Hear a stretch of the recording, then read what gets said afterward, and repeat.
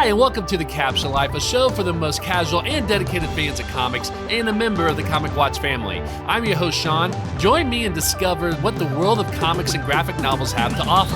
From one-on-one interviews with industry professionals, roundtable discussions with passionate fans, and reviews on the latest comics, TV shows, and movies.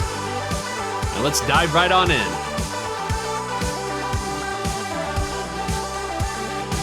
Hi, everyone, and welcome back to the show. In today's episode, I'm actually very excited about this because I'm going to try out something a little bit different for the Caption Life. And so you'll probably hear more episodes like this. And I am going to start doing a series of comics reviews where I'll invite a guest on the show to just do a deep dive about a particular comic issue or limited series or run, anything that we're both interested in. It can be a series or issue that had just wrapped up. It could be something that is from, the golden age or the silver age of comics, whatever we might be interested in.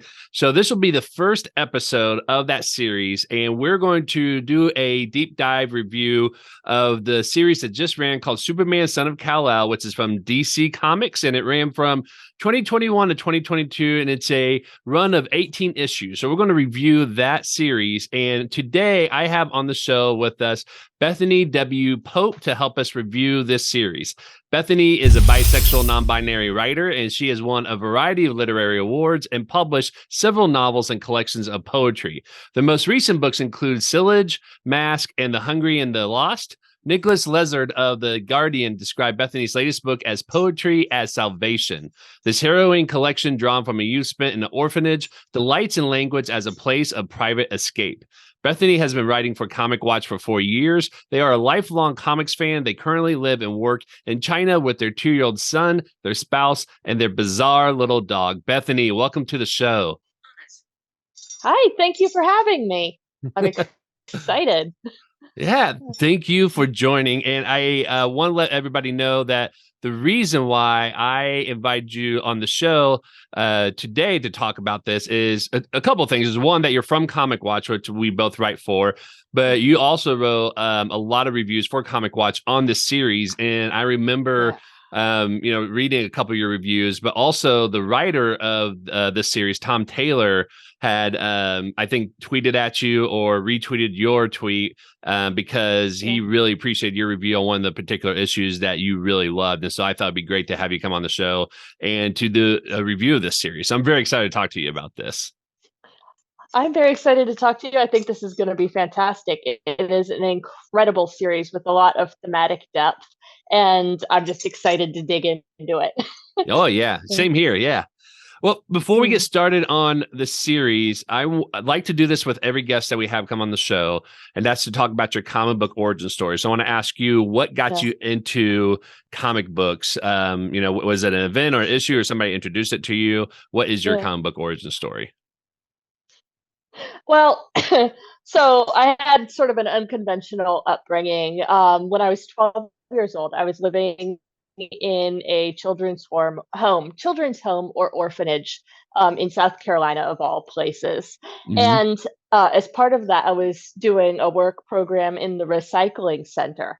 One day, it was in the mid-afternoon, this older woman came in with a bunch of comics from the 70s and 80s and early 90s, which probably belonged to her child, and I'm sure she got in trouble when she got home.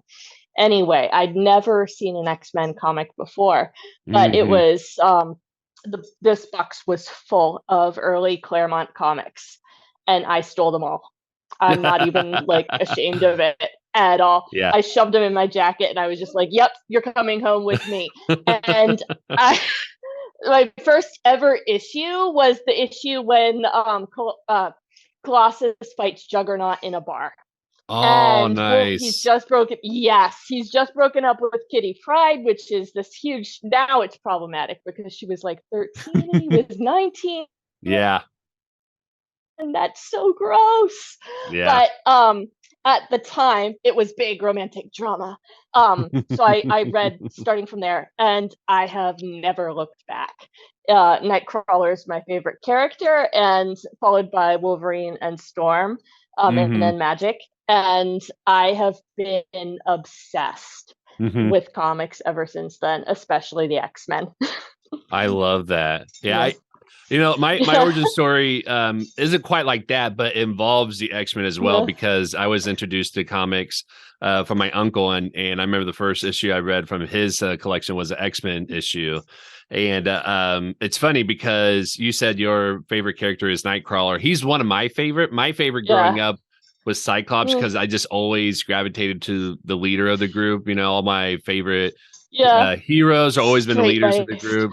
Yeah, but Nightcrawler is one of my Yeah. favorite for a number of reasons. So I can appreciate that for sure. I So like the sort of swashbuckling outsider archetype. Yeah. yes, yeah. Nightwing is also fills that sort of sweet spot for me.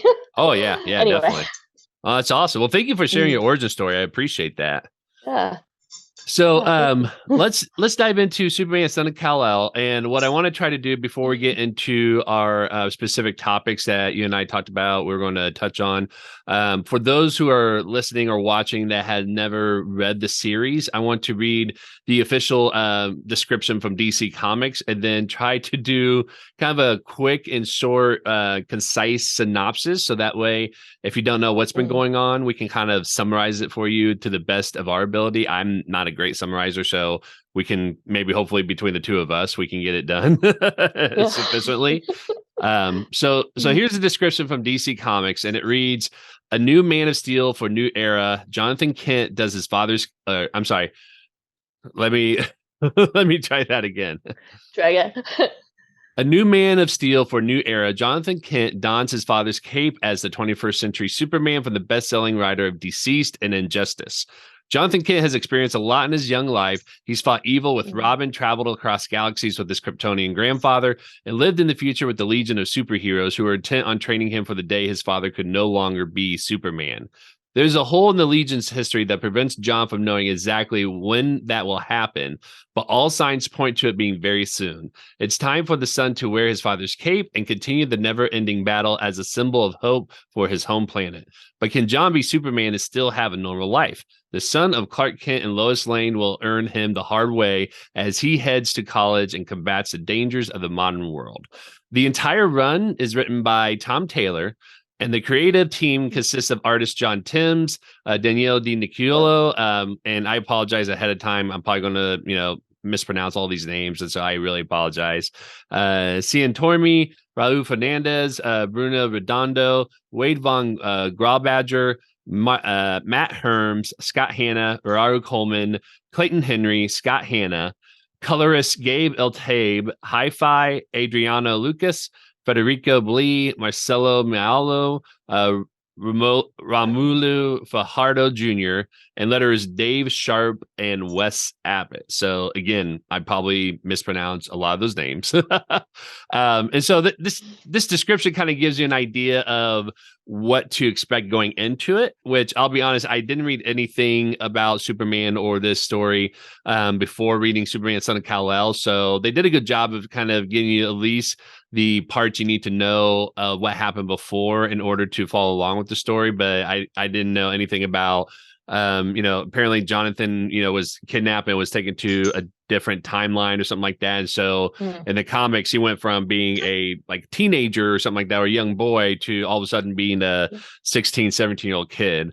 But the synopsis is kind of similar to what the description said, is that Jonathan Kent starts becoming Superman in his own right. And then his father, Clark Kent, eventually has to go off to a different planet to help. And I still can't figure out what the situation is or what happened. But the idea is that he goes away for a time. And when that happens, Jonathan Kent has to step up and become Superman while he's gone. And it pretty much immediately happens as soon as his father left. His family gets attacked and he has to step in and, protect them and then start intervening with global events. And so you see this teenager who literally gets the weight of the world on his shoulders at a very young age, going through what it means to be Superman and to be Superman in his own right, but also going through some of the things that a 17-year-old will also go through, and Mm. really focuses on his relationships with some of his, best friends, with new friends, with a love relationship that he has with a character that gets introduced in the series, as well as his parents. So hopefully that's kind of enough. He's fighting consistently. He's fighting a villain named President Bandix, which he is the president of a kind of an island nation called Gamora. And you find out later on that he's Mm. also in cahoots with Lex Luthor, because why not? It's Superman. You have to have Lex Luthor in there, right? Bethany, is there anything else to that synopsis that you want to add that maybe is good for people to know if they've never read this run before? Um, I think you covered it. Frankly, I think you got a good context there. I know that Superman's saving another planet, and Hmm. he's working on something to free a bunch of enslaved aliens. But aside from that, that's all. Right. He did a great job. Thank you. Yeah, yeah, and that's the thing is, Mhm. even though I didn't know those details, I didn't feel like I was really Mm. lost unless I went to that, No, rabbit hole of what was going on with all that. But I didn't really need to know all those details to know what was happening in this no. series. So, um, oh, That's a testament to Taylor's writing. He's really good at contextualizing the stories that he's telling within the medium that he's got. So you don't really need any further context. yes, yeah, he's been a Sorry. fantastic writer. I don't think there's been anything Uh-huh. that I have read of his that I haven't liked yet. Yeah. And he's I think last year or 2 years ago he signed an exclusive contract with DC Comics to write Yeah. for them exclusively for the next few years, and I can see why, Mm, because he's just all of his stories have been taken off really well. And mm. a couple of days ago, before this recording, or actually it was just yesterday, now I think about it, they announced that this run is up for a GLAAD award, for Yeah. best comic series, I believe. And so that is very exciting. We want to Yeah. congratulate the creative team for doing that, because I can see it's very well deserved, why it was nominated. So even if it doesn't win, it's definitely very deserving of being nominated for that. Mm, absolutely. No, issue number 17 especially is just on its own. It is a perfect comic. um Yes. anyway. Yeah. And Yeah. and we can get back to that issue once we start talking about Yes. Later. LGBTQ representation, because I think you're Mm, spot on with that. Yeah. yeah. So Bethany, what's your overall impressions of the whole story, Superman, Son of Kal-El? I think the thing is it's amazing how many consistent themes Taylor worked into the story without ever dropping any threads. I Mhm. counted 12 recurring themes um Wow. throughout the length of the 18. Yeah. Um I can go over them really quickly.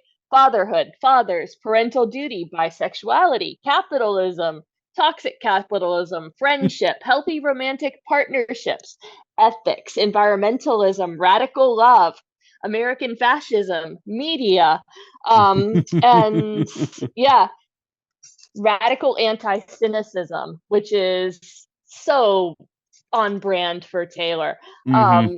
And anyway, every single issue in this series touched on all of those themes, Hmm. and I I think it's easy to underrate how difficult that is to do it how difficult a thing that is to do effectively, and Taylor pulled it off while at the same time having giant squid monsters and ocean deoxinization and a giant crab attacking Metropolis. Yeah. Uh, so you have these hard hitting intellectual themes Hmm. interwoven with overblown comic book goodness. Uh, Yes. yeah, Yeah. Yeah. I love that crab. I love the giant crab. As Yeah. want to make friends with it and go on adventures. Yeah. Sorry. No, that's fine. Yeah. No, no, I agree. He definitely had a lot of fun with this, and doing a lot of different Mhm. things that um kind of brings in a different series of characters that makes a lot of sense. And I agree with you. I think there's a lot Mhm. of really cool and interesting themes that hasn't really been explored, or at least not to the level of depth that Tom Taylor did in previous Superman comics. So I love Mm, Superman. It was one of my first superheroes, that I got introduced to when I was a kid. And so it always has a yeah. special place in my heart. And my wife and I adopted our son, and so ever since he was a little kid, I've told him about the story of Yeah. Superman and how he's adopted as well too. So the whole world of Superman has always held a special place. But I've absolutely loved this run for a number of reasons. A lot of them for the same reason you said, with the themes they put in there.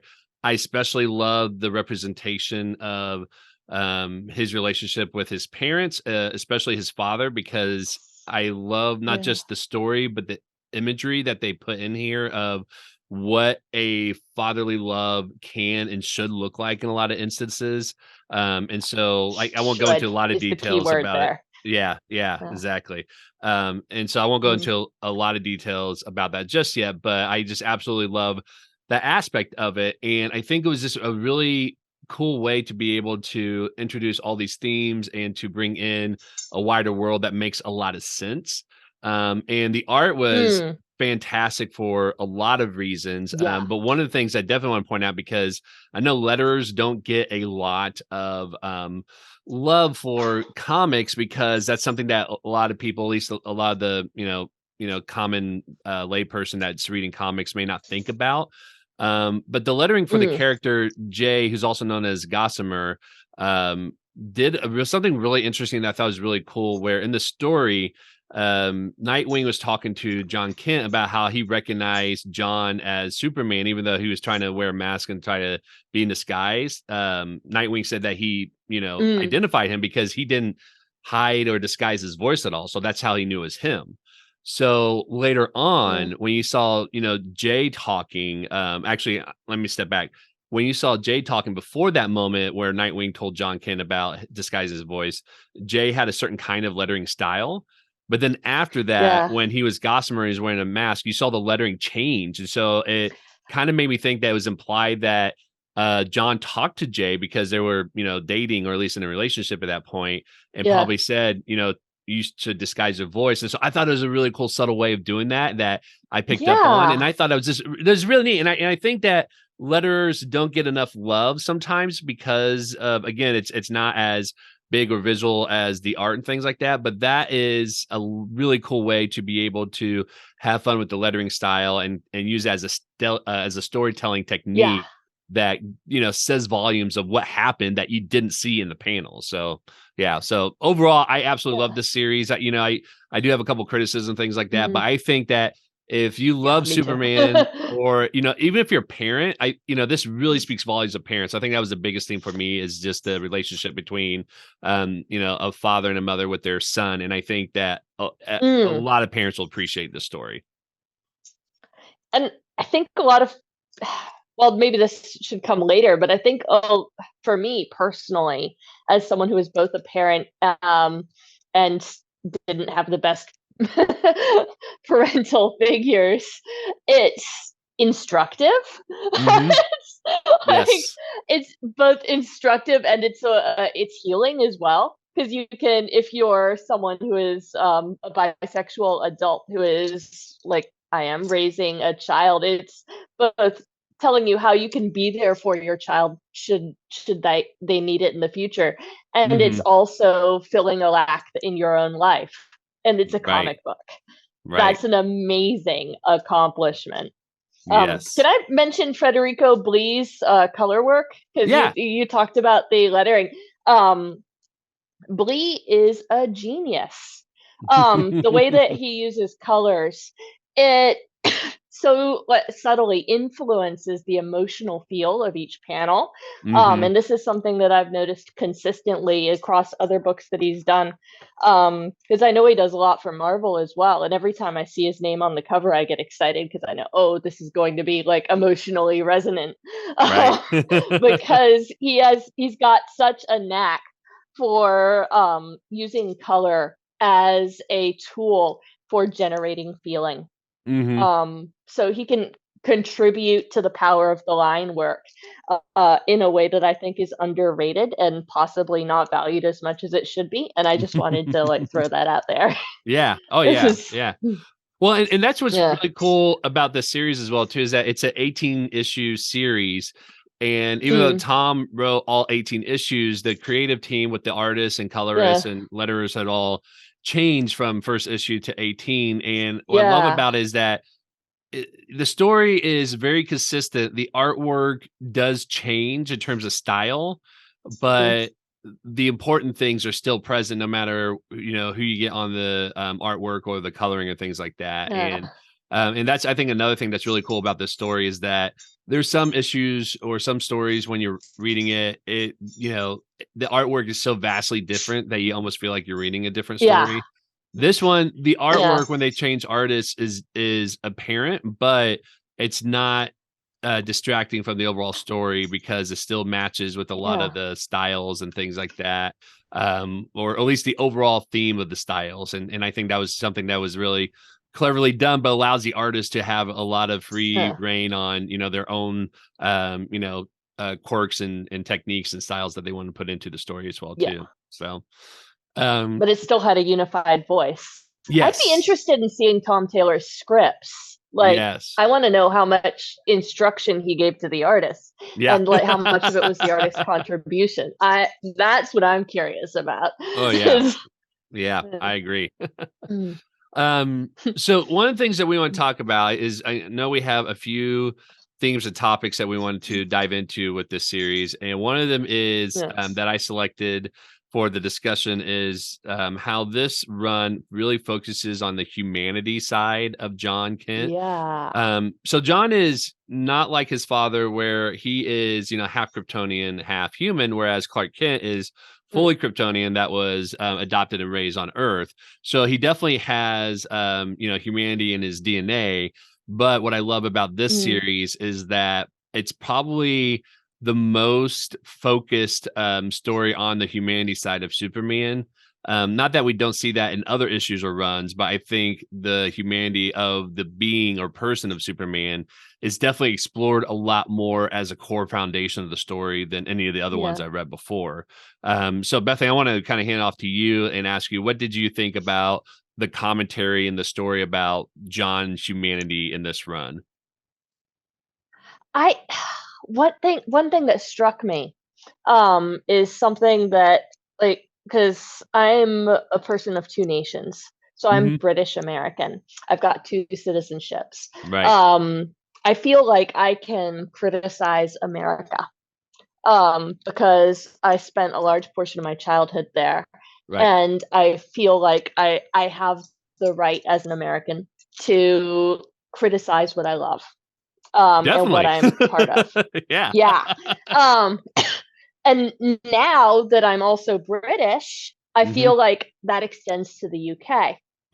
Um, Superman, in I think the first issue, when they were having the conversation on the moon, when John and his father were having the conversation on the moon, Hmm. Superman said that because he doesn't feel fully human, fully of Earth, he is Hmm. aware of his status as an adopted citizen of Earth. Right, He doesn't feel like he can influence it from the inside. He doesn't feel like he has the right to tell Earth how to be.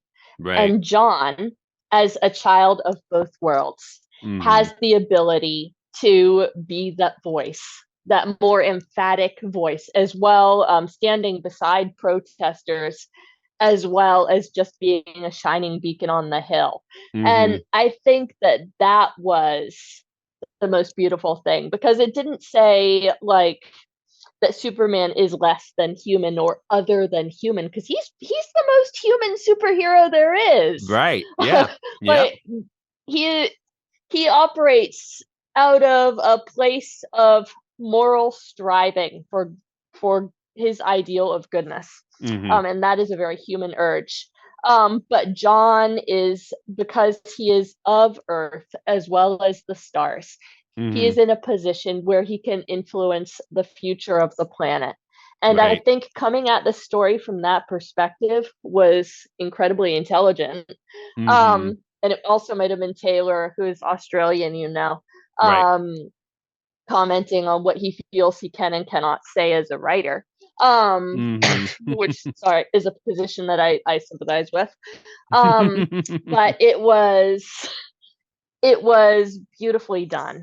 It Right. was a way of grounding John and making him more integral, not only to the DC universe, but to the world of the readers who are inhabiting it temporarily through these books. Right. Um, yeah, so I Yeah. I loved it, and I think that the theme of parenthood ties into and parental responsibility, and the desire that children have to protect their parents. Hmm.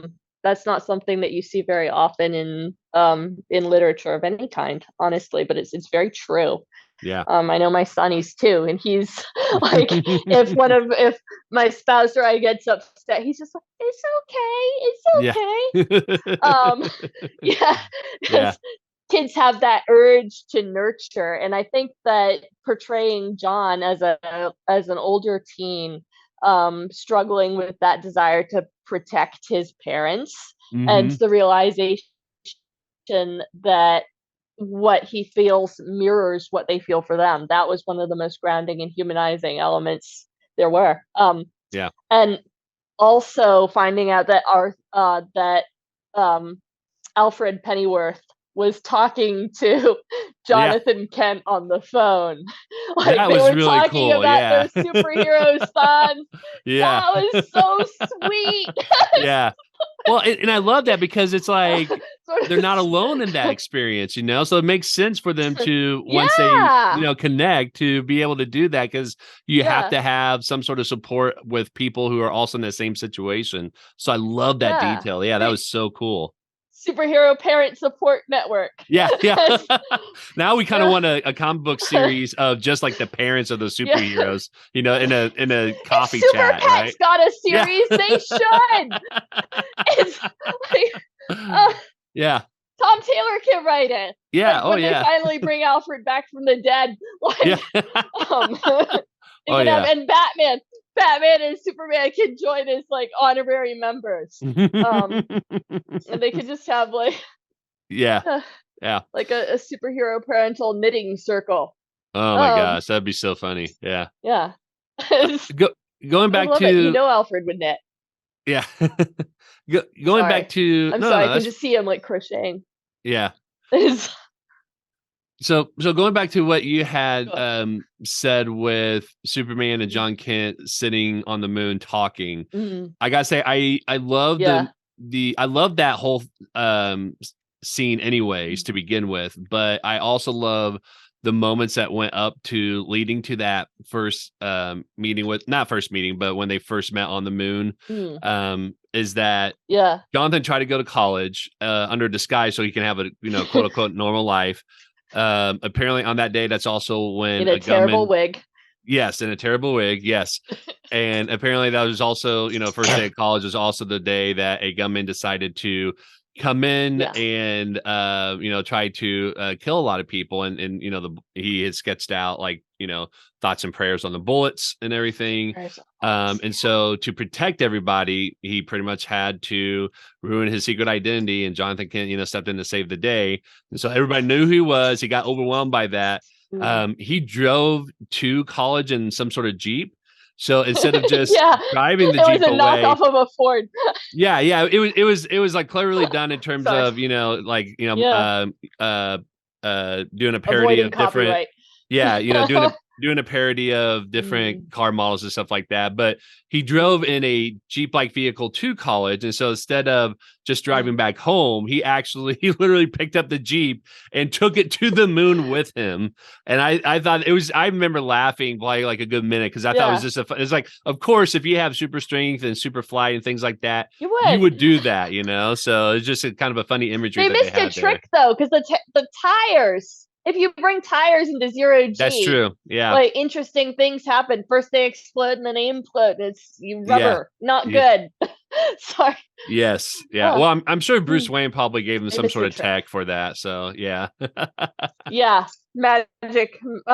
Excuse me, science tires, Right. and Right. non-explosive. Yeah. Um, yeah, Yeah. Um, but for yeah, that was a for very humanizing thing, though. He was took his toy with him. Mhm.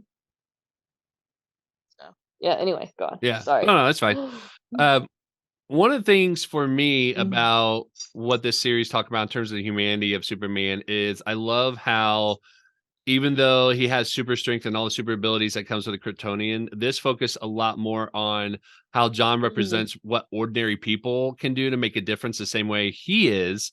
And so you see Yeah. Superman with the people, protesting. You see him helping people, build a community. Of course, times he uses some of his Mm. superpowers to kind of help speed up that process, but they were very intentional about making sure they illustrated and told stories that John is doing things that anyone can do to make a difference, which I thought was Yeah. really cool. Which we see that Yeah. in a lot of issues of Superman, but I think it was more of like kind of a hey, let's a cool like happy feeling type of thing. This was more intentional in weaving that as part of John's personality, that he's always thinking about how he can, make a difference long term versus the immediate resolution. And so I Mm. thought that was really cool how they did Yeah. that. And I also love how even though he has superpowers, we see in a lot of instances he struggles with the psychological aspects of being Superman and what it means to be a Yeah. superhero, represent Superman to the people. And so he relies on a lot of Mm. support from non-superpowered people. So like Jay, who is his love interest, that is you find out later that he does have superpowers actually, but at first you Yeah. didn't know that. And then his He's DC parents. Kitty Pride. Sorry. Yes, yeah, exactly. He relies on his parents. He relies on Robin and Nightwing and Mm. Dreamer to help affirm what he's doing. So it was really nice to kind of see Yeah. all of that struggle, that he doesn't have to go through that alone. And they did a great job of introducing that. Mm. And the last thing I want to And say about the humanity of Jon Kent in this run is that I have to give credit to where credit's due. My local comic shop owner told me about this, but apparently Tom Taylor had mentioned that in the whole series, there's only one time that you see Jon Kent actually throw a punch. All the other times, like he has used his superpowers, yeah. but Yeah. it was never in like a violent way as throwing a Violent punch. way, an offensive way. It's always Yes. either defensive or protective. Yes, and That's I thought good. that was a Sorry. really Go. interesting Mm. twist to that, a really interesting twist to that, Yeah. and I think says volumes about just because you have super strength and all that, you shouldn't resort straight to that. And I think that was really cool doing it very subtly, because he doesn't really like make that apparent to you. I only found out because my local comic shop owner told me that, and even he didn't know that until he heard an interview with Tom Yeah. Taylor. And I was like looking Yeah. like when I read through it, because I just read it like a few days ago, so I heard about that detail before I read this, and so I was paying Yeah. attention to that. I was like, oh my gosh, he's totally right, and that's really cool storytelling for that. Yeah, and I mean, like, I didn't notice it at all, and I feel a bit ashamed about that, but you're absolutely as soon as you said it, I was just like, "Ooh, yeah, that's absolutely correct." Yeah. I Oh think yeah. that that's one of the things about John, though, as a character. He when he was, overclocked, Hmm. when he got hit by that ray and was overclocked, he was Right. talking about the world made out of paper. Um, Yes. and I think that that's an aspect of Superman's personality which isn't really considered as often as it should be. So much of his character is based on restraint. Right. Um, Yes. Not using force, not Hmm. using the power that he has, or using it in a way that is designed solely to protect other people. He's Hmm. sort of like Captain America's shield as opposed to Wolverine's claws. Like Right. Yeah. he becomes a defensive power user as opposed to a proactive punchy Yeah. splat the bad guy power user. And I think that that's one of the things that so many writers don't get about the character Hmm. is it's his restraint is an essential part of his goodness, and Tom Taylor understands that um viscerally. Right. Yeah. Yeah. So let's talk Mm. about how the Yeah. story also focuses on he focuses on a lot of his Sorry. relationships with people, Mhm. but specifically his parents, I think, was a huge Yeah. aspect of it. Let's talk about that. What were some of the things that Yeah. you appreciated about how the story shows John's relationship with both his mother Lois Lane and his father Kal-El slash Clark Kent. Yeah, I think the fact that his father is so nurturing Mm-hmm. is so nurturing both to Lois, like reheating her coffee constantly. just Yes. it's just it's a small little detail, but it's like an act of caretaking. Mm-hmm. And so you have this image of the most physically powerful man who is usually depicted in such a hyper toxically, almost toxically masculine way, Mm-hmm. being so dedicated to nurturing both his son and his spouse and Mm-hmm. being absolutely supportive. Right. There's no codependency in the Mm-hmm. Superman Lois relationship. Yes. There's support, and I Right. think that that is so integral. It's integral. It's Lois Lane has her own thing and her own goals and her own values Mm-hmm. that intersect with but do not fully align with her husband's. And Superman is the same. Mm-hmm. And they nurture and support each other, and they love their son fiercely, and that love manifests in different ways. They help him, Superman's heartbeat, using his heartbeat to calm his child. That was Right. so affecting as a Yes. parent, because that is something that, like, I know, when your kid is Mm-hmm. lying on your chest and like you see them smile Yes. because they're listening to what's going on inside of you, and just that power to create a safe space for your child no matter how Mm-hmm. old they are. um I think Taylor absolutely nailed that. Mm-hmm. And that goes back to the lettering again. Because did you catch like how the heartbeat was in different sizes and different fonts, reflecting the distance Oh, between the characters? yeah. Yeah, I think that now that you mentioned that, I yeah think I noticed something about that. I don't think I put it together that it was yeah supposed to be a heartbeat, but yeah, yeah. that's a good. Yeah, That's I did not well catch done. that. Yeah, I like I like stuff like that. Oh yeah, yeah, Little touches. Yeah. But again, other parents, Batman, what kind of yeah. loving, caring, and paranoid. Yes. So yeah, Very and paranoid. Yeah. Jonathan Kent's, I think we covered that in Martha. Like Hmm. their absolute trust in their son and their absolute love and their acceptance. Hmm. Um I think like we'll probably deal with this more in when we're talking about bisexuality, but like in issue number 17, which again I cannot recommend strongly enough. Yes. Um Superman is waiting and giving John opportunities, and John says something like, when he eventually tells his father that he's bisexual, Hmm. tells him about Jay. Um, he says that he was worried that if Clark had given him the wrong look, Right. even just a slightly wrong look, or looked Hmm. even slightly disappointed, it would have shattered him. And Right. that's so true. Um, and Superman, like, sorry, they're both Superman. I should say Cal, feeling angry that Hmm. his son was not comfortable enough to be open with him as easily as he should have been. Right. Um, should that deadly word should. Um, and it's not clear if who he's angry at, if he's angry at John, or if he's angry at himself. I think Right. that was so honest and resonant, and the fact that he could admit these feelings. And here we Hmm. have Superman again, like the Man of Steel, um, being vulnerable in Hmm. the way that in the way that gives him strength.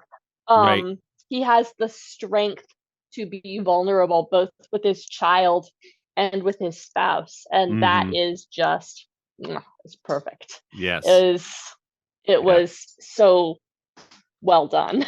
Yeah.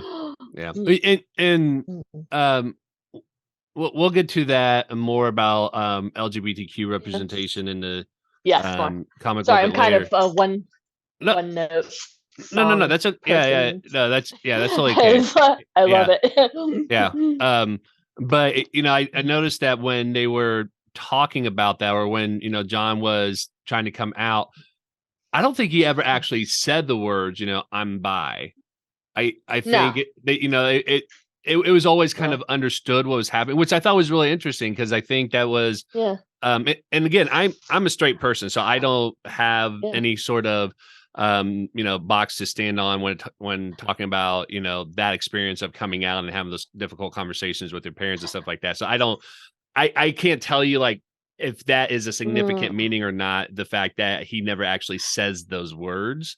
I just I thought that was interesting that it never Yeah. was said. And not that was like a good thing or a bad thing. It's just I just remember I noticed like the absence of that actually being said, and I it must be mm. significant. I don't know what the significance is because again, that's not my experience, but for me, it's got to be at some level. So, I but think what Taylor was sorry, I think what he was trying to do uh-huh, was to show that there is no distinction for Clark and Lois between dating a girl and dating a boy and dating somebody of a in between gender right, or no gender.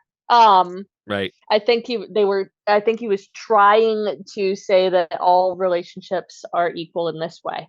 right. Um, I think what it did, the effect it had, I think it would have been helpful Hmm. because he's been described as bisexual in interviews. Um, Bi erasure is such a problem. Right, Oh my god. right. Um if the characters don't explicitly say I'm bi, Hmm. people are going to say put them in these little boxes, you're gay or you're straight. Right. Um and I've seen so many internet fights that are just Hmm. based on this say he's bi, he's not bi. And as a bisexual person who is experienced presenting relationship, but I ain't straight. um, Former partners can attest. But Right, it's harmful, right, and I think that this is an area where Tom Taylor missed a trick. He right. could have said, um, had John say I'm bisexual, and it would have like been such a balm. Hmm. And it would have ended a lot of internet squabbles and it would have helped a lot of people who were reading it. But I understand what he was trying to do, and intention counts for a lot. And this was again one of the best coming out stories in comics ever. Oh yeah, yeah, So yeah. it Um, doesn't detract from the success. right, Um right. but Uh, yeah. um, going back to how the story looks at the relationship with his parents. Mm, I have to say, me personally, I love seeing that. Especially being a father myself, that is an adoptive father. I yeah. absolutely love seeing a lot of those moments of what you said. His John's relationship with his father is very good. I don't think there was any instance Yeah. where he was angry at his father or resented him or hate him or anything like that. He was Yeah. always, had a loving relationship, always looked up to him. Even as a 17-year-old, he always looked up to him and Yeah. misses him dearly when he had to leave the planet. He always talks about how he Mm, just wished he could talk to his father again. And the things that I had absolutely loved about what they did in this story is a number of things, but one is how they have a mutual respect for one another and how Cal is trying to be supportive mm, of John as much as possible, but also yeah. respecting him, in his space and allowing him to grow and to make his own decisions. But I absolutely love all those moments when, just like what you said, Cal, shows his vulnerability and gives his son, even though he's Mm, 17 years old, gives his son, a hug like he's a little boy because it is a little boy. There's a yeah. class page that they had of those two like flying and hugging each other in a very loving embrace. Yeah. But one things I absolutely loved, and part of me wish this was a bigger panel in the issue, and I can't remember which issue it Mm, was, but it was when they did a flashback of when they were trying to find John because he had disappeared in the past. So it was kind of like yeah. their first introduction of how John connected with Nightwing as his mentor, and Batman and Nightwing found him Mhm. in a cave. And so when they found him, Bruce called for Kal-El and told him that, they found him. And as soon as Superman Mm, showed up and saw him, he uses super speed just to go straight over to him and give him like a big hug. And I was bawling at that point because it's like that's how parents yeah. feel when they have that moment of I can't find my kid. I don't know, if he's okay or if he's safe. And it was Yeah. just so powerful. And I love Mm, all the other imagery that they've used in that. Don't get me wrong, like the splash page that they had for those two was just phenomenal. But that one I just wish mm, was a splash page or just a bigger panel as well too, because that is just I think resonates with any parent. Not even if you're yeah. somebody that took issue with this because of your personal views or beliefs or anything like that. That panel right Yeah. there was just so universal for any loving Mm. parent and any loving child, and so yeah, so I just absolutely loved how they show the relationship with John and his parents, but especially for Mm. his father here. And I think like my sister's adopted and I've got a foster mom. And I Hmm. think that one of the interesting distinctions that they made is that like they were talking Cal talked about his biological parents as his parents, but Hmm. that didn't detract from the parental affection that he had for his adoptive parents. Right. Adopting adopting children is viewed on the same level Hmm. as having them biologically, and I think that that Yes. was a vitally important thing, Hmm. because like, I Nightwing is adopted Hmm. by, Batman, and Damian is his biological child, but they're both his sons, Yes. um, and I think that that's something that is consistent, Hmm. in Tom Taylor's work, and it's very important. 'Cause I don't know, if like, my sister, when she was a little kid, Hmm. people always used to ask because she's a Filipino, um, so people always used to ask, "When are you going to go back to your real parents?" No. And it's such a cruel thing to say to a child, Yeah. and Yeah. yeah, and it creates the sense of otherness, Hmm. and the fact that this was Hmm. completely absent from this story was refreshing, and I don't know if that I don't wanna step on your toes or see if that, like, detract from your point in at all, but that was something that struck me as a reader as well. Yeah. It it was a wonderful thing to see for me. Yes. Yeah. Mhm. No, yeah, and I absolutely. I mean, Mhm. it was just phenomenal. Like I think it's we talk Mm, about this a lot, but I think it's just so phenomenal to see it as an integral part of the character of John, and just mhm. to not only see it as part of the story, but to visualize those moments.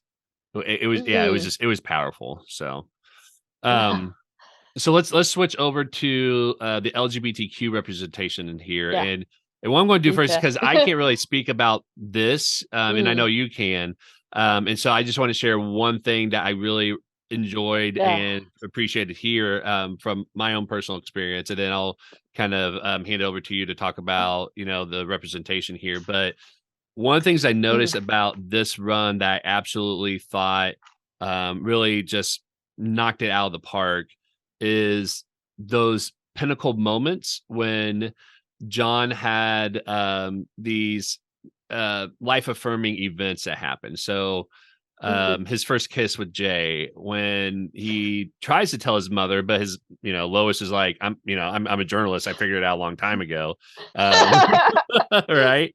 But when he first Yeah. tries to tell her, and then the hug that he had with his father as well too. I don't think it Mhm. was that part was really him coming out, but it was just when he finally comes home. And so that Yeah. was less about LGBTQ representation there, but those two, with Jay and with Lois, they all had their own dedicated splash page. Mhm. And I Yeah. think that was really cool to show that this is a huge moment in the story, but that's also, from what I understand, a huge moment for somebody who is, going through the struggles of, figuring out about, what it means to be a gay person or bisexual or lesbian or anything like that. And so I think seeing that as a Yeah. huge affirming splash page, I thought was really well Mhm. done for the series. And so that's all I'll say about that. I'll go ahead and hand it over to Yeah, you no. to talk about this. Yeah. That was it was granted the same weight and Mhm. resonance as a straight relationship would have been. Yes. Like, your Yes. first big romance. Mhm. And every character was universally accepting. Um, Damien was so sweet. He Yeah. why are you grinning? It's disconcerting when you do that. Yeah, Yeah. but, I um, love their relationship in this so he run too. It's so yeah, great. Yeah. yeah. There's an age gap now, but they still have that connection because I think Damien's a little bit more intelligent, and John has a more I don't know, not naive at all, but innocent. Um, Right. the difference between innocence and naivete. Mhm. Um, and just seeing it as there was no angst. There Right. was no angst. There was no there was no fear of rejection. There was fear of disappointment, but not Mhm. fear of rejection. Right. And I think usually when you see a coming out story, because it's so many of them are fraught, and there's that whole bury your gaze trope. So many of them are tragic, and this was neither fraught nor tragic. This was just sweet and normal and natural as it is. Mhm. Like, the flirting, the nurturing, the again, supportive without being codependent relationship that mirrors Lois and Clark's relationship. Mhm. Lois and Cal's relationship, but is different because they're different people.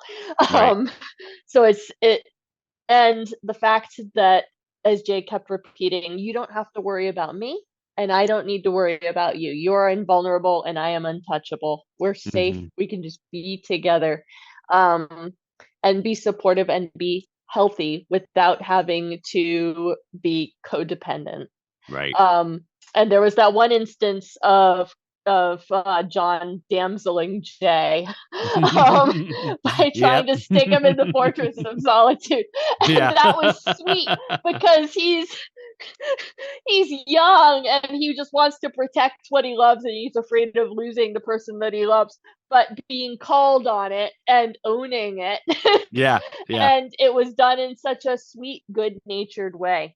Mhm. And seeing that depiction, as well as the LGBTQ couples in the my brain just melted, in the Resistance, Oh, Wink and yes. Airy, yeah, Yes. um, and those characters were fantastic, by the way. Mhm. And it was just depicting LGBTQ people as what we are, just Mhm. people like everybody else. Right. Yeah. And the opportunity to have, like, I think, like the father son relationship on display between Cal and John. Mhm. This is an aspirational book. So Yes. the father son Yes. relationship between Cal and John is aspirational. It's idealized. Mhm. It's real, but it's something that we can, as readers, do what you're supposed to do with Superman.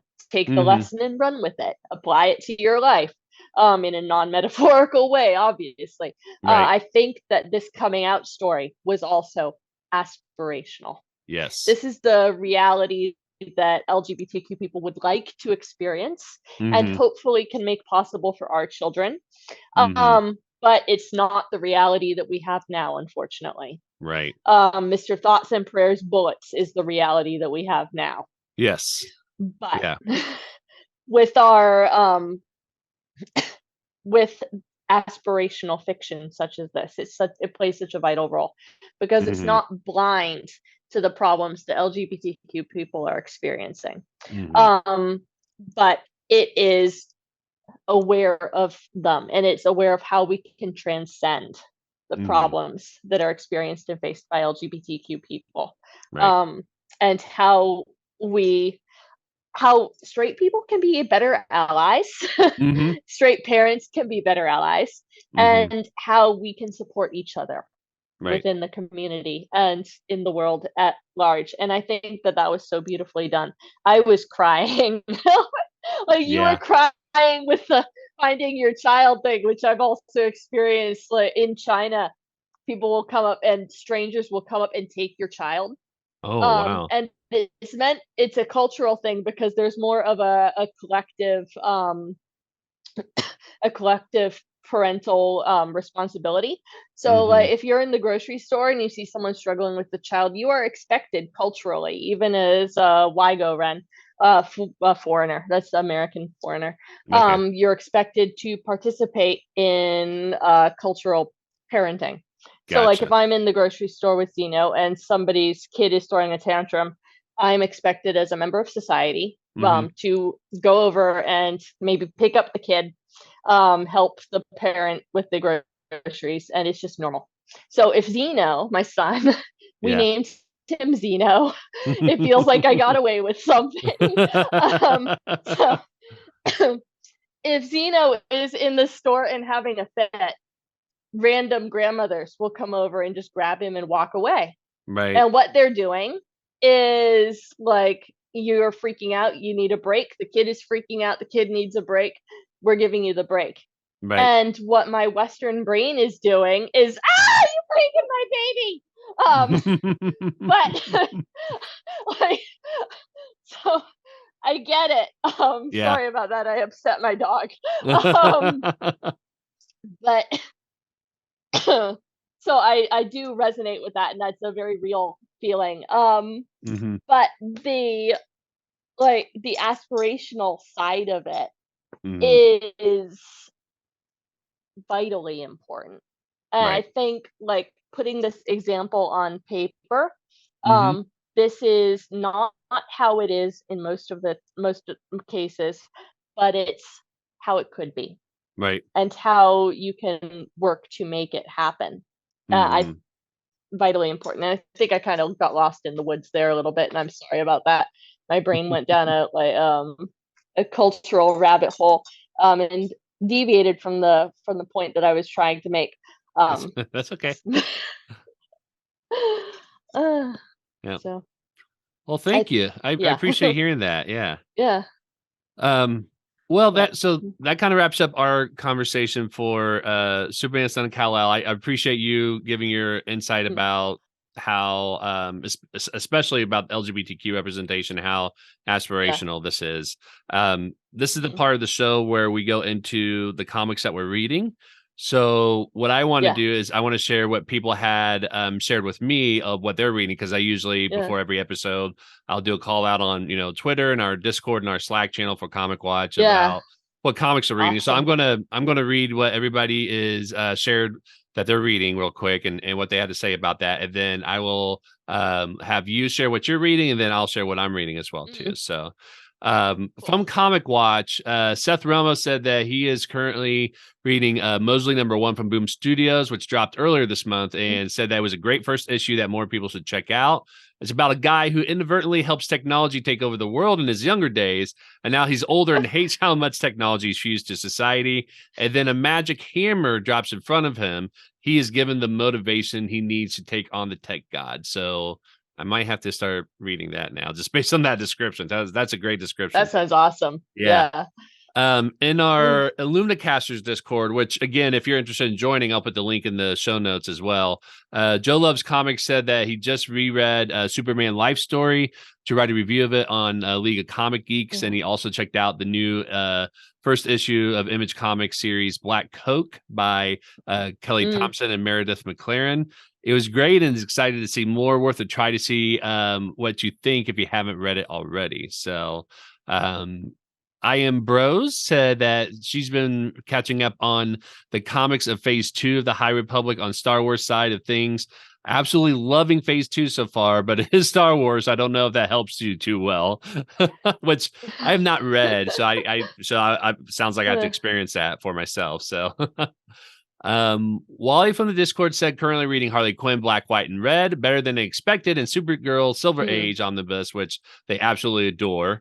Wednesday Pull List also said Spider-Man Life Story, which actually I think later on this year I'm going to be doing a review of that with one of our other comic watchers, Aaron. He's going to be coming on to talk about Spider-Man Life Story. Panel to Panel Pod Marty said Chroma, Nightwing, and She-Hulk, that's written by Vern, Nightclub, Crisis on Infinite Earths, and Daredevil 2019 run, which I love Daredevil, so you can't go wrong with that. Carson said pretty much anything Batman related except for White Knight, World's Finest, Nightwing, and Urban Legends, which we had a conversation about because I said, it's sad that you have to say which ones you're not reading because there's so many Batman stories going on, just like X-Men stories. Yeah. Chris P said that they dove into a reread of Spawn number 1 through 9. And then Molly said that they're doing a passive reread of Mouse and only brief snippets because it's an intense read. And then I had some people on Twitter, and this is unusual. I don't get this many responses. Usually I get like a few. So I think I have like 15 here. So this is very, very long, which is why I'm not commenting on a lot of them because I want to be able to read all of them.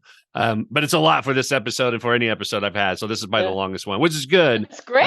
That's really good. Yeah, it's a lot to read all these, but these will all sound really great. So that's why I'm like, I want to read these out because I think, I appreciate everybody doing this. So the last Comic Shop podcast said they read Contest of Champions in the hardcover gallery edition. So like a prequel to the 80s Secret Wars, as a lot of the ideas of superheroes being pulled out of reality to fight each other would again appear in that later event. Plus those huge pages. Comic Typhoon on Twitter said Exterminators was a different read. Excuse me. Midnight. I'm sorry. They said Exterminators was a different read, but it was a great change of pace and a cool short read too. Midnight Suns did a superb job bringing the team back. Lastly, I absolutely loved reading Gideon Falls and thoroughly enjoy what Jeff Lemire is creating these days. Short Box Summary said they're reading Star Wars titles for fun up to War Bounty Hunters. For the show, they're also reading, and their show, they run a podcast as well too. They said for the show, they're reading Astonishing X-Men from 2004 and Batman Hush. At the Krusty Boy said they're reading Radiant Black, which is a great comic. And he says their answer to Invincible, Saga, Harrow County, Skin People, and Nice House on the Lake, which they said they just started and super weird. Yeah. I love it. I've heard good things about that one. Yeah. I haven't read it yet, but I've heard a lot of people really enjoy it. So I will definitely put on my list. Yeah. And then last but not least, TMNT Nerd said they just finished Batman 89. Thought Superman 78 did a better job of capturing the voice of the movie they were pulling from.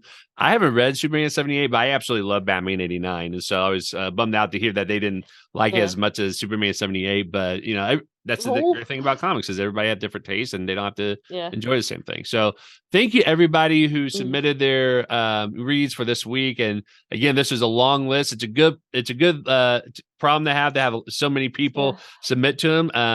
And I apologize I'm not able to comment on all these, but I appreciate everybody sharing those out. They all sound really great. And so I need to write these down and add this to my own list of things to read. So thank you very much. Bethany, what are you currently reading right now? The Nice House on the Lake is great. I'm reading all of the X books. I'm reviewing a lot of them, and I saw that. Yeah, this is such a great era to be an X fan. Yeah. Especially X-Men Red, which is Immortal X-Men. Fantastic. But I think Marauders is underrated. All of it's good. Legion of X needs to get canceled. Sorry. I don't think to be negative. I love my son and I'm reading with my son. So my spouse and I are actually going. We're both reading to him. And my spouse is reading a lot of old Spider-Man, like from the Oh, 70s. yeah. And our son is going like Spider-Man. And I'm reading Excalibur, the first run of Excalibur with him. Oh, cool. Yeah. And he loves that. Oh, yeah. How can you not? So all of the I read most of the Batman books. It would be easier to say which ones I don't read. Yeah. Yep. Um, I love the action comics. Mhm. I love Saga. I love Something is Killing the Children. I think that that's really like it's difficult to read as a parent because a lot of children get harmed. Right. And so I have to be in the right mood. Mhm. But it's beautiful storytelling. Um, so I'm reading I think my favorite book right now is Immortal X-Men. I Yes, think that's a that great Gillen one. is an he's an astonishing writer. He is so good at capturing character voice. Yes. It's and it's they're all different and they're all unique and it's so tightly plotted and I could go on and on and on for another hour and a half. Sorry. Mhm. Um yeah, but I do think you need to read The Nice House on the Lake. Right. It is absolutely phenomenal. It's creepy and scary and beautiful. Yeah. Um, Alvaro Martinez Bueno's art is just it's perfection. It's perfection on a plate. Yeah. Um, and I'm also rereading all the old Hellboy, the original Hellboy Oh, cool. graphic novels. Yeah. Because I have been a Hellboy fan since I was like what, 15? Wow. Oh, nice. Um, yeah, Yeah. yeah. So My it's, former co-host yeah, Kevin is a fan of Hellboy too, so yeah. yeah. I have to be careful because I can only read them when my son is not in the room because Right. it's a little bit violent. But yeah, Right. um, but yeah. So those are the books. Oh, good. Yeah. Awesome. No, they all sound great. And like I said, Yeah, there's a couple one I yeah. absolutely want to read. I got to put them on hold until Mm. I read through the other stuff that I'm still working through as well too. Did you So read Spider-Man Life Story? I'm sorry, I can't like we've talked about so many of them. You've read it already, yeah? Spider-Man Life Story? no, that's one I just actually got No, for you're going to. Christmas. Yeah, so I'm going to Right. when Aaron comes on the show so we can talk Yeah. about it. So and I gotta say that's Do kind it. of a selfish reason of why Yeah. I'm doing these is so that it kind of forces me to read these stories before the episodes.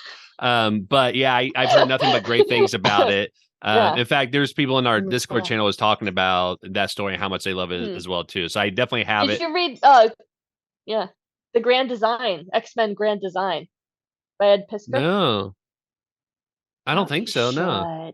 should. It is awesome. It is a reimagining of the X-Men story. It's like Spider-Man Life Story, but with a team book. Oh, And cool. it's got Pisker's phenomenal art, Hmm. with lots of pop culture references. You're reading Daredevil right now, and I think that you Yeah. will enjoy some of the Daredevil references. There's a scene Oh, well, of I gotta read it now. Cyclops clutching Jean Grey's grave like Daredevil who clutched Elektra's. Anyway, yeah, Yeah, go yeah. read it, pick it up. I will do that. No, that sounds If we were cool. in the same country, I would just be throwing books at you right now. Um, I'll be and adding it to, my larger pile of things I need to yeah, read. Yeah. yeah. The comics I'm Mm, currently reading, I just picked this up from my local comic shop, is I got Daredevil #7 that I am planning on reading in the next couple of days. Savage Avengers 29.9, issue #9. For those of you watching the YouTube mm, video, I mean, the cover is a homage to X-Men Days of Future Past. So when I saw the cover, I was like, this is great. I love David, who writes the story, David Peppas. yeah. He's been on the show before, and I've been really enjoying it. But that cover, I'm just like, I love Mm, the fact that they referred over to Days mhm, of Future Past, and I thought that was a really clever way of doing that.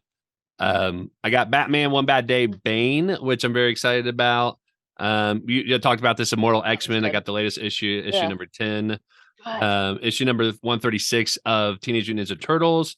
And then this one I'm really excited Mm, about because I've heard nothing but great things, and it's different from anything that we have. But I just got the trade paperback of Chip Zdarsky's Public Domain, which Zdarsky Oh, is very much like Tom Taylor in that he's a hot writer right now. He's writing so many things. They're all yeah, really great stories. And so that one I'm really excited about because it's not from what I hear, it's kind of its own world. It's not part of Marvel or DC or anything yeah, else. And it's I've heard nothing but great things about that as well too. So yeah. yeah. Well, Well, Bethany, when he's given room to play, yeah, sorry, go on. yes. Uh, Yeah. Oh yeah. Well, and I didn't realize like he wrote a life story, right? yeah, Yeah, yeah, Spider-Man life and story. you So will. I think you will really enjoy it. Yeah. yeah. So I mean, he's written a lot of great things and he's just doing Mm, phenomenal things. And he's funny on Twitter and he's created some really funny stuff. And so I think anything from Zdarsky is going to be good. So I'm really excited about that. yeah. So, well, this has been our review of Superman Son of Kal-El. Bethany, thank you so much for coming on the show. Before I let you go, Thank you. why don't you share with everybody where they can find you and your work online? Okay. So I was active on Twitter, but I've taken a hiatus from that. Yeah. The best place to find my work is on the Comic Watch website or my publisher's websites. If you can buy a lot of my books on Amazon, but please don't because I don't get very much money from that. Oh, And I am okay. a starving artist and I need money. So please buy. I get a bigger cut from my publisher's website. So the Parthian Books, which is a Welsh publisher, and Seren Books as well. And Indigo Dreams for the poetry. Yeah. Awesome. And So I'll you make sure to can include find me in that, and I'm also on Facebook. Yeah. awesome. Mm, And I'll make sure to include all those links in the show notes as well too. So that way people can uh, click on the links and go okay. there. So Bethany, thanks again for coming Thank on the you. show and I Uh, appreciate you talking about Superman Son Kal-El and all your thoughts on that. So thanks you again and I appreciate you coming on the show. Thank you so much for having me. This was great. And I really love that your insight. You have tremendous insight. Oh, So thank thank you for you. this opportunity. I appreciate that. Thank you too. And that wraps up another episode of The Caption Life. Don't forget to hit the subscribe button. You can follow us on social media at Caption Life. For more information about us and all of our previous episodes, visit thecaptionlife.com.